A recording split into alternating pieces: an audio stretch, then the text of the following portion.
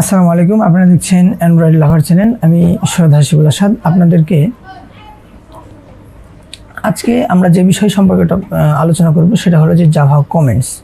তো আমি W3 স্কুলের যেই জাভা কমেন্টসের পেজটা আছে সেটা ওপেন করে নিলাম এবং দেখেন এখানে কমেন্ট, জাভাতে কমেন্ট কেন ব্যবহার করা হয়। কমেন্ট ব্যবহার করাই হলো আমাদের প্রয়োজনের জন্য, যাতে করে আমরা বুঝতে পারি যে এই কোডটা কী কারণে লেখা আছে এবং কোড সম্পর্কে আমাদের যদি কোনো কোনো কথা থাকে, এক্সট্রা কোনো কথা, সেটা আমরা এখানে কমেন্টের মাধ্যমে কমেন্ট করে দিই, যাতে করে অন্য সময় অন্য কোনো প্রোগ্রামার যদি আমাদের এই কোডটা দেখে তাহলে যেন সে এই কমেন্টগুলোর মাধ্যমে কমেন্টগুলো পড়ে বুঝতে পারে যে আমাদের কোড দ্বারা কি কি বোঝানো হয়েছে। তো এই ডাবল স্ল্যাশের মাধ্যমে আমরা কি করি, বুঝতে পারি যে এটা সিঙ্গেল লাইন কমেন্টস। এবং আমরা যদি মাল্টি লাইন কমেন্ট ব্যবহার করি, তাহলে আমরা যদি 2-3 লাইনের কমেন্ট করি তাহলে আমাদেরকে এরকম একটা স্ল্যাশ এবং একটি স্টার, এবং শেষ করতে হবে আমাদেরকে একটা স্টার এবং একটা স্ল্যাশ দিয়ে। তাহলে আমরা বুঝতে পারবো কি এটা একটা মাল্টি লাইন কমেন্টস। তো আমরা একটু কোডিং করে দেখি যে আমরা যদি এখন লিখতে চাই যে ডাবল কোটেশন, আমরা ডাবল স্ল্যাশ দিব, আমরা তারপরে লিখব দিস ইজ এ কমেন্ট। আমরা যদি এখন মাল্টি লাইন কমেন্টস করতে চাই তাহলে আমরা কি করব, আমরা স্ল্যাশ তারপরে স্টার, এবং আমরা এখানে আমরা যদি এটা শুরুর ট্যাগ, এবার আমরা যদি শেষেরটা লিখতে চাই তাহলে স্টার এবং স্ল্যাশ, তারপরে মাঝখানে আমরা আমাদের ডাবল মাল্টি লাইন কমেন্টস আমরা ব্যবহার করতে পারি। আমরা লিখব প্রথমে this is a multi line comments. দেখেন আমাদের মাল্টি লাইন কমেন্টস হয়ে গেছে।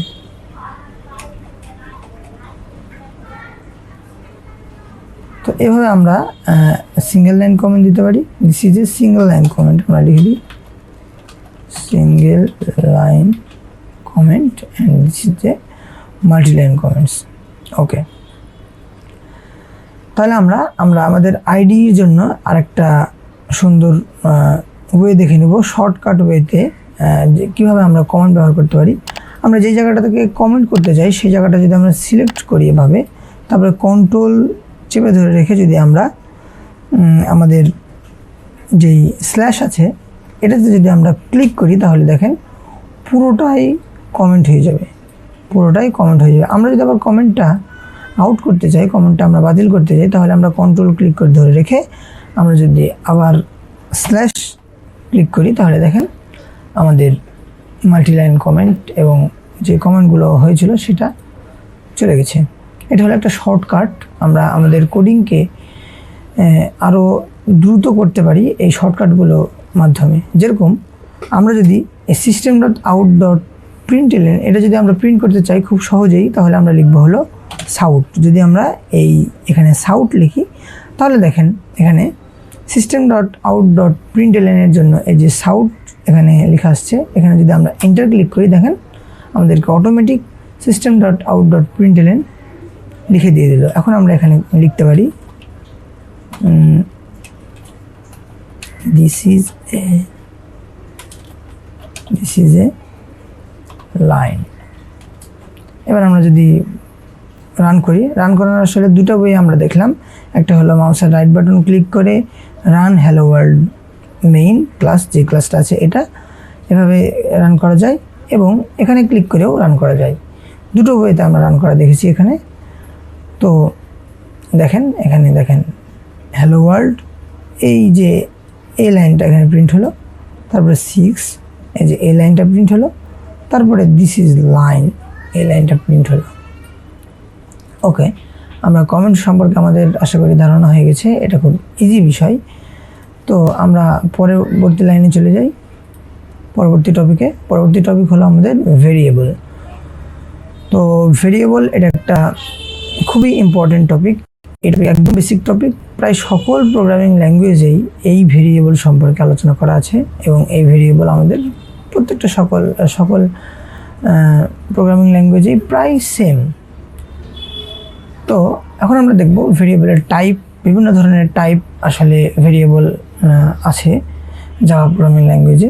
একটা হলো স্ট্রিং। আমরা যদি কোনো টেক্সট প্রিন্ট করতে চাই তাহলে এই ডাবল কোটেশন মার্কের মাধ্যমে আমরা যে স্ট্রিংটা লিখতে চাই, যে টেক্সটটা আমরা লিখতে চাই, সেটা আমরা লিখে দেবো মাঝখানে। String stores text such as hello. এটা টেক্সট স্টোর করে। String values are surrounded by double quote. এটা আসলে ডাবল কোটের মাঝখানে থাকে। ওকে, তারপরে ইন্ট হলো আসলে স্টোর ইন্টিজার্স। এগুলো আসলে নাম্বার স্টোর করে, ইন্ট ডাটা টাইপ। তো এটা কত দূর থেকে কত দূর পর্যন্ত ডাটা নিতে পারবে, ডাটা স্টোর করতে পারবে, সেই সম্পর্কে আমরা পরবর্তীতে আলোচনা করব। ফ্লোট ডেসিমাল নাম্বার বা ফ্লোটিং পয়েন্ট নাম্বারগুলো এখানে স্টোর হয়। যেরকম আমরা 19.99 লিখতে পারি, আমরা -19.99 আমরা লিখতে পারি। তো এই যে ডেসিমাল নাম্বারগুলো, সেই নাম্বারগুলো আমরা এই ফ্লোট ডাটা টাইপের মাঝখানে স্টোর করে রাখতে পারি। আবার ক্যারেক্টার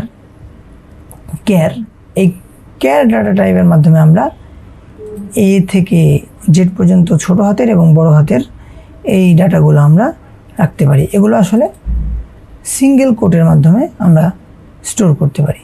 সিঙ্গেল কোট আমরা স্ট্রিংকে ডাবল কোটের মাঝখানে রাখবো এবং আমরা ক্যারগুলোকে সিঙ্গেল কোটের মাঝখানে রাখবো। বুলিয়ান আসলে দুটো ভ্যালু স্টোর করতে পারে, একটা হলো ট্রু, একটা হলো ফলস। ওকে, আমরা এই ডাটা টাইপগুলো সম্পর্কে পরবর্তীতে যখন প্র্যাকটিস করব এই ডাটা টাইপগুলো নিয়ে, তখন আমাদের আসলে যেই কনফিউশনগুলো আছে সেগুলো খুব ভালোভাবে কমপ্লিট হয়ে যাবে। তো আমরা কীভাবে ভেরিয়েবলকে ডিক্লেয়ার করতে পারি সেটা আসলে এখানে দেখিয়ে দিয়েছে। তো দেখেন এখানে টাইপ, আমরা ডাটা টাইপ দিব প্রথমে, তারপর আমরা ভেরিয়েবলের নাম দিব এবং তারপরে ভেরিয়েবল ভ্যালুটা দিব, তারপরে আমাদেরকে এই সেমিকোলনটা ব্যবহার করতে হবে। তো আমরা দেখব এখানে কিভাবে আমরা দিয়েছি। এখানে দেখেন প্রথমে স্ট্রিং, তারপরে স্ট্রিং এটা একটা ডাটা টাইপ, তারপরে এখানে দিয়েছে নেম, স্ট্রিংটার ডাটা টাইপটার ভেরিয়েবলের নাম এবং তার ভ্যালু কি এখানে জন। দেখেন স্ট্রিং ডাবল কোটেশন মার্কের মাঝখানে লিখেছে এবং তারপরে সেমিকোলন দিয়েছে। আমরা আসলে আমাদের আইডির মাধ্যমে দেখি যে কিভাবে আমরা ভেরিয়েবলকে ডিক্লেয়ার করতে পারি। তো আমরা প্রত্যেকটা ভেরিয়েবলকে আমরা ডিক্লেয়ার করা দেখব। আমরা প্রথমে দেখব স্ট্রিং। দেখেন স্ট্রিং আমাদেরকে অটোমেটিক সাজেশন দিচ্ছে আমাদের ইন্টেলিজেন্ট আইডি। তো আমরা এখানে এন্টার ক্লিক করব। তারপরে আমরা ভেরিয়েবলের নাম দেব একটা, যে আমরা এখানে এ নাম দিলাম, তারপরে ইকুয়াল দিয়ে আমরা কি করব, স্ট্রিং লিখব। আমরা যদি এখানে ডাবল কোটেশন না দিই, এখানে শুধু এমনি নাম দিই দিস, দেখেন, বা আমরা নাম দিলাম নেম, দেখেন এখানে লাল হয়ে গেছে, লেখাটা লাল হয়ে গেছে, অর্থাৎ এটা একটা এরর। এখানে দেখেন লাল বাল্ব। এখানে যদি আমরা ক্লিক করি ক্রিয়েট লোকাল ভেরিয়েবল, বা এখানে দেখেন এখানে যদি এই যে এক্সপেক্টেড একটা সেমিকোলন যাচ্ছে এবং পরবর্তীতে দেখাবে এখানে একটা ডাবল কোটেশন মার্ক নাই। তো আমরা ডাবল কোটেশনকে আমাদেরকে অবশ্যই দিতে হবে স্ট্রিং ভ্যালু ব্যবহার করার জন্য। তো আমরা প্রথমে কী করব, ডাবল কোটেশন দিব, তারপরে আমরা নেমটা লিখব এবং লাস্টে অবশ্যই আমাদেরকে সেমিকোলন দিতে হবে। তো আমরা একটা ইন্ট লিখব, ইন্ট বি ইকুয়াল টু, আমরা যে কোনো নাম্বার ব্যবহার করব 12 এবং কি এবার আমরা ক্যার নিব একটা, char c equal to a, double quotation না, আমাদের প্রয়োজন হলো সিঙ্গেল কোটেশন এ। তারপরে আমরা কি করব, আমরা একটা সেমিকোলন দেব। আচ্ছা, স্ট্রিং দেখলাম, ইন্ট ক্যার। এবার আমরা দেখব float equal to D equal to, আমরা ফ্লোট নিব একটা 12.2 5 দেখেন আমরা 12.5 দেওয়ার পরেও 12.4 দেওয়ার পরেও আমাদের এখানে এরর দেখাচ্ছে। এররটা হলো কি, আমরা যদি ফ্লোট নিই তাহলে এখানে এই আমাদেরকে শেষে এফ লিখে দিতে হবে, তাহলে এটা বুঝবে, কম্পিউটার বুঝবে যে এটা একটা ফ্লোটিং পয়েন্ট নাম্বার। তারপরে আমরা কিনব ডাবল একটা ডাটা টাইপ, ডাবলকে আমরা ভেরিয়েবল নাম দিলাম এবং ডাবলকে এটাও ডেসিমেল নাম্বার ব্যবহার করে। তো আমরা লিখে দিলাম এখানে আমরা যদি ডি লিখে দিই তাহলে হবে। ডি লিখে দেওয়াটা আসলে বেস্ট প্র্যাকটিস। আমরা যদি না লিখি তাও কোনো সমস্যা নেই, কারণ ডিফল্টভাবেই কম্পিউটার এটা বুঝে নেয় বা জাভা বুঝে নেয় যে এটা হলো একটা ডাবল নাম্বার। ওকে, তারপরে আমরা আরেকটা নিই লং ডাটা টাইপ লং। আমরা অনেক লং কোনো ইকুয়েশন বা অনেক লং কোনো যদি ভ্যালু প্রিন্ট করতে চাই তাহলে আমাদেরকে এই লংটা ব্যবহার করতে হয়। এটার নাম দিলাম আমরা এফ, ভেরিয়েবলের নাম। এবং অনেক যদি বড় নাম্বার যদি আমরা প্রিন্ট করতে চাই তাহলে আমরা এরকম একটা নাম্বার দিতে চাই। এবং যদি আমরা এখানে দিই, দেখেন এখানে এরর দেখাচ্ছে। এররটা কেন দেখাচ্ছে, আমরা যদি এটাকে সংখ্যাগুলোকে একটু কমিয়ে দিই, দেখেন এখানে দেখেন ইন্টিজার নাম্বার। এখানে যদি আমরা মাউস নিয়ে যাই তাহলে দেখেন নিচে লেখা আসছে ইন্টিজার নাম্বার টু লার্জ। হ্যাঁ, আমরা যদি এটাকে একটু কমিয়ে দিই, এখন দেখেন আর কোনো এরর দেখাচ্ছে না। অর্থাৎ এই লংয়ের, ডাবলের, ফ্লোটের, ক্যার, ইন্ট, স্ট্রিং এগুলোর প্রত্যেকটারই একটা সীমা আছে, যে এই সীমা পর্যন্ত এই ডাটা টাইপগুলো ডাটা স্টোর করতে পারে।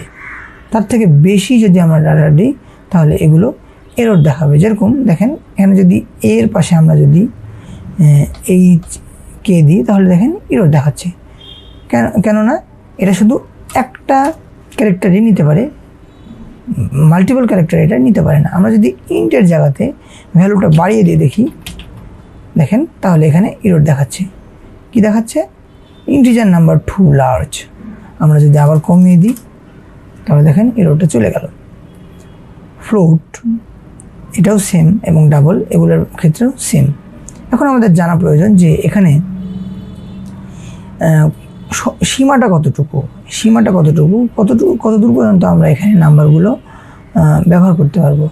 আসলে ডাটা টাইপ আরও জাভাতে আরও ডাটা টাইপ আছে। একটা ডাটা টাইপ আছে হলো শর্ট জি লিখলাম আমরা, এবং এটা নাম্বার ইউজ করতে স্টোর করে। তারপর একটা আছে হলো বাইট, এটা খুব অল্প সংখ্যক নাম্বার এটা স্টোর করতে পারে, যেরকম -123 থেকে -124 থেকে 123 পর্যন্ত এই বাইট নাম্বার স্টোর করতে পারে। আমরা এটা দিলাম হলো এইচ। তারপর আমরা কি করব, আমরা 23 লিখলাম। আমরা যদি দেখেন 123 লিখি তবুও কিন্তু এটা কোনো এরর দেখাচ্ছে না। কিন্তু আমরা যদি এখানে 125 করে দিই, বাইট 125, 128 করলাম, দেখেন এরর দেখাচ্ছে কিন্তু। তো আমরা কি করলাম, আমরা 12ই রাখলাম এবং এই প্রত্যেকটা ভেরিয়েবলকে আমরা এখন প্রিন্ট করব। কিভাবে আমরা প্রিন্ট করতে পারি, আমরা সাউট লিখব এবং এ যদি লিখি তাহলে এ প্রিন্ট হবে। আমরা যদি এটাকে কন্ট্রোল ডি, তাহলে দেখেন ডুপ্লিকেট হয়ে যাচ্ছে। ডুপ্লিকেট করার জন্য আমরা কন্ট্রোল ডি ক্লিক করব সিলেক্ট করে, তাহলে দেখেন কন্ট্রোল ডি করলে আমাদের আরেকটা নতুন ডুপ্লিকেট হয়ে গেল। আবার যদি আমরা কন্ট্রোল ডি প্রেস করি, আরেকটা আমাদের এরকম কয়েকটা আমরা নিয়ে নিব এবং এখানে বি, এখানে সি, এখানে D, E, F, G and H। এবার যদি আমরা এখানে রান করি তাহলে দেখেন আমাদের প্রত্যেকটাই ডাটা আমাদের প্রিন্ট হবে। এই যে প্রত্যেকটা ডাটায় আমাদের কি হলো, প্রিন্ট হয়ে গেল। ওকে, এবার আমরা আমাদের ওয়েবসাইটে চলে যাই। দেখেন আমরা এখানে যে সব জিনিসগুলো আলোচনা করলাম সেই জিনিসগুলো এখানে দেখাচ্ছে। এটা হলো নিউ ওয়ে। আমরা প্রথমে যদি ইন্ট মাই নেম, আবার যদি একটা নাম্বার দিই, তারপরে যদি আমরা পরের লাইনে মাই নেম ইকুয়াল টু 20 দিই, তাহলে এখানে মাই নেম প্রিন্ট করলে মাই নেম ইকুয়াল টু 20টাই প্রিন্ট হবে, কারণ ভেরিয়েবল প্রথমে এখানে মাই নেম ইকুয়াল টু যখন 15 আছে, তখন মাই নাম্বার ইকুয়াল টু 15 আছে, জাভা এই কোডটা রান করবে মাই নেমের এখানে। তারপরে পরের লাইনে মাই নাম্বারের জায়গাতে যখন 20 হবে, তখন 20টা আবার রান করে দিবে। এবং জাভা সবসময় ওপর থেকে নিচ বরাবর কোড রান করে, অর্থাৎ জাভা সবসময় উপর থেকে নিচ বরাবর কোডকে রান করে। আমরা এখানে লিখলাম এই সমান সমান নেম। এখন আমরা যদি এটাকে চেঞ্জ করে এখানে স্ট্রিং এ ইকুয়াল টু লিখে দিই আমরা হাসিব, তাহলে দেখেন আমাদের কিন্তু এই স্ট্রিং আমাদের এই এর এখানে কিন্তু দেখেন হাসিব হয়ে গেছে। এখানে আমাদের প্রিন্ট হয়ে গেল হাসিব। এই নেম বাদ হয়ে গিয়ে প্রিন্ট হয়ে গেছে কি হাসিব। তো এভাবে আসলে জাভা কাজ করে। এবং ফাইনাল ভেরিয়েবল, ফাইনালের মাধ্যমে আমরা কি করতে পারি, এটাকে একদম ফাইনাল করে দিতে পারি। এবং পরবর্তীতে যদি আমরা এটাকে ভ্যালুটা চেঞ্জ করতে চাই, ভেরিয়েবল ভ্যালুটা চেঞ্জ করতে চাই, তাহলে এই ফাইনাল থাকার কারণে এই পরেরটা জাভা নিবে না এবং একটা এরর জেনারেট করবে। তো সেটা এখানে বলা হয়েছে। এবং আদার টাইপের মাধ্যমে এখানে দেখেন ইন্ট সম্পর্কে আমরা আলোচনা করছি, ফ্লোট, ক্যার, বুলিয়ান এবং স্ট্রিং, এগুলো সব সম্পর্কে আলোচনা করেছি। তো আমরা পরবর্তী স্টেপে চলে যাই, জাভা প্রিন্ট ভেরিয়েবলস। আমরা জাভাকে কীভাবে ভেরিয়েবলকে প্রিন্ট করতে পারি সে সম্পর্কে আলোচনা করবো আমরা পরবর্তী ক্লাসে। তো আজকের ক্লাস এ পর্যন্তই। পরবর্তী ভিডিও দেখার আগ পর্যন্ত সকলে ভালো থাকবেন, সুস্থ থাকবেন এবং এইখানে ভিডিওতে একটা লাইক করে দিন সবাই। তো আসসালামু আলাইকুম।